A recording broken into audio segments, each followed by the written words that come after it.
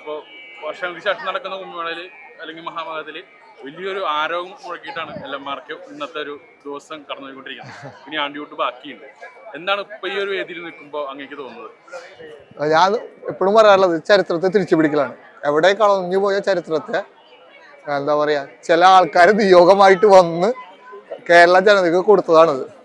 അതിന്റെ ഭാഗമാവാൻ സ്വാമി ആനന്ദവനം സ്വാമിയുടെ ബഹുമാനപ്പെട്ട സ്വാമി ആനന്ദവനത്തിന് ക്ഷണം കിട്ടിയപ്പോൾ എല്ലാമാർക്കും തീർച്ചയായും ആ ഉത്തരവാദിത്തം ഏറ്റെടുക്കുക ചെയ്ത്. കാരണം അത് ഇതിലും വലിയൊരു ഭാഗ്യം കിട്ടാനില്ല എല്ലാമാർക്കും.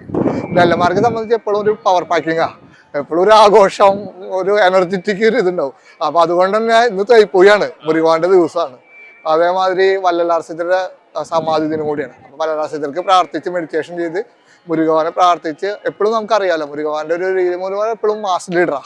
നമ്മൾ സാധാരണ അമ്പലങ്ങൾക്ക് പോയാൽ മെഡിറ്റേറ്റ് ചെയ്യാൻ പറ്റും, മുരുകന്റെ അമ്പലത്തിൽ പോയാൽ മെഡിറ്റേറ്റ് ചെയ്യാൻ പറ്റില്ല. അവിടെ വെറ്റുവേൽ വീരവേൽ എന്ന് പറഞ്ഞ ഒരു എനർജറ്റിക് ആണ്. കാരണം ആളൊരു മാസ് ലീഡറാ, ആഘോഷമാണ്, മാസ് ലീഡറാണ്. അത് ദേവസേനാപതിയാണ്, മാസ് ലീഡറാണ്. അപ്പൊ നമ്മളെല്ലാമാർക്കും ഒരു മാസ് രീതിയാ.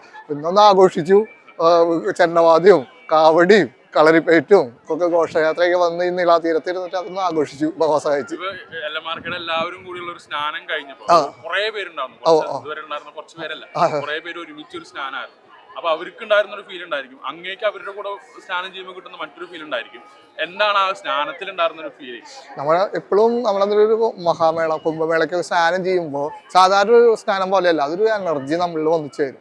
അപ്പോൾ നമ്മളൊരു ഒരുമിച്ചൊരു കൂട്ടം മുരുക ഭക്തർ ഒരുമിച്ച് വരുമ്പോൾ എല്ലാവർക്കും അതൊരു എനർജി, ഭഗവാന്റെ ഒരു എനർജി ആ സ്നാനത്തിലൂടെ കിട്ടുകയാണ്. പിന്നെ നദി എപ്പോഴും നമുക്കൊരു അമ്മ ഫീലിംഗ് ആണ്. അവിടെ ആ ഒരു അനുഗ്രഹവും ആശീർവാദവും എനർജിയും കിട്ടുമ്പോഴുള്ള സുഖം ഉണ്ടല്ലോ, അത് അനുഭവിച്ചു. സന്തോഷം. Thank you.